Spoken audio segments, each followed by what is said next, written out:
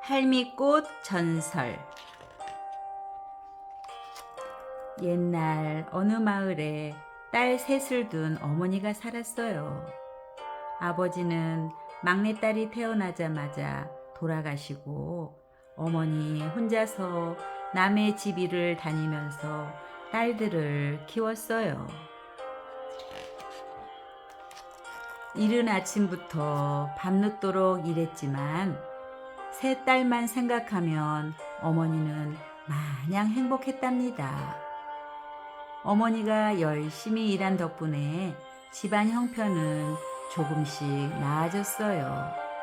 어머니는 세 딸에게 좋은 신랑감을 맺어주는 것이 가장 큰 소원이었어요.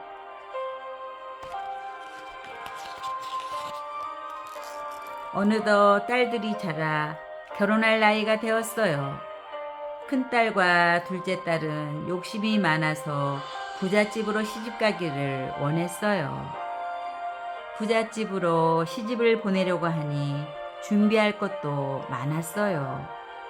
어머니는 열심히 일해서 모아둔 돈으로 빠짐없이 살림살이를 장만해 주었어요.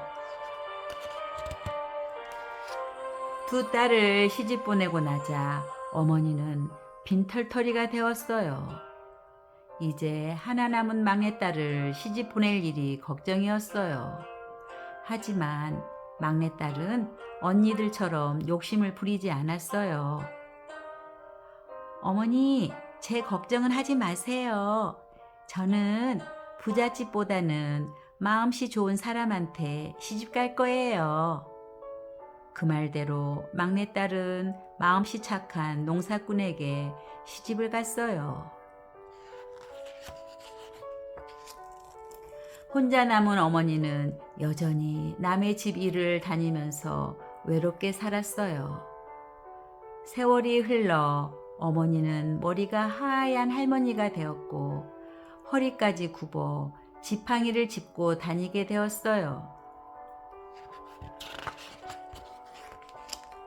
유난히 눈이 많이 내리던 어느 추운 겨울날 어머니는 산에 가서 나무를 베어다 뗄 일이 큰 걱정이었어요. 지팡이를 짚고 눈밭 속으로 나무를 하기는 어려웠으니까요. 며칠째 나무를 해오지 못하고 추운 방에서 지내던 어머니는 더 이상 견딜 수가 없었어요. 딸들에게 신세 좀 져야겠구나. 그동안 막내딸은 어머니를 찾아와 밥도 해주고 빨래를 해주기도 했어요. 하지만 둘째 딸은 어머니를 자주 찾아오지 않았어요. 두 딸이 보고 싶었던 어머니는 먼저 맏딸을 찾아갔어요.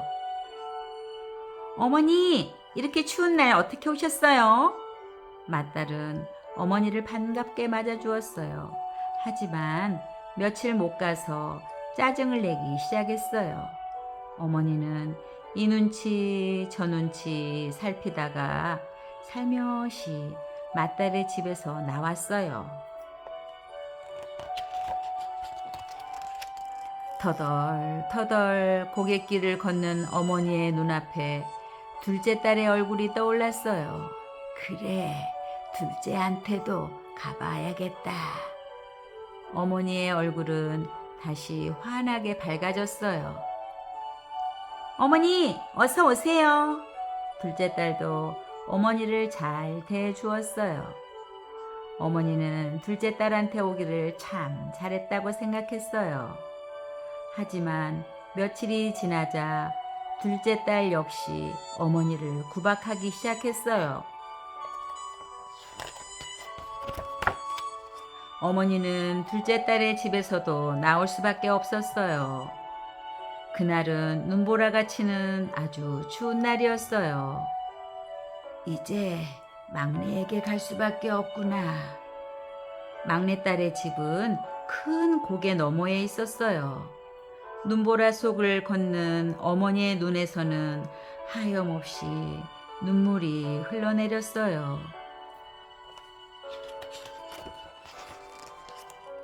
어머니는 지팡이에 온 몸을 의지하며 겨우 언덕길로 올라섰어요.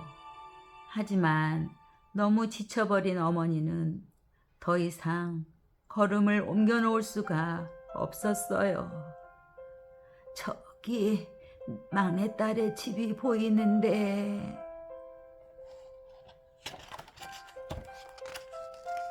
언덕만 내려가면 막내딸의 집이었지만 어머니는 눈밭에 쓰러지고 말았어요. 그리고는 다시 일어나지 못했답니다. 막내야, 보고 싶구나.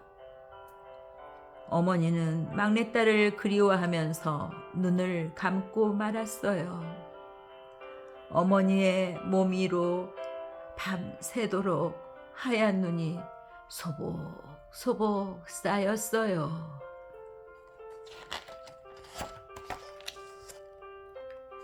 며칠 후 나무를 하려고 언덕을 오른 사위와 막내딸은 꽁꽁 얼어있는 어머니를 발견하게 되었어요.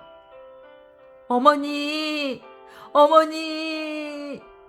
막내딸의 슬픔이 얼마나 컸을까요?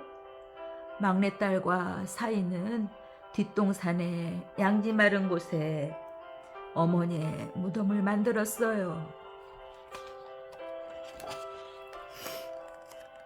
봄이 오자 어머니의 무덤가에 꽃 한 송이가 피어 올랐어요.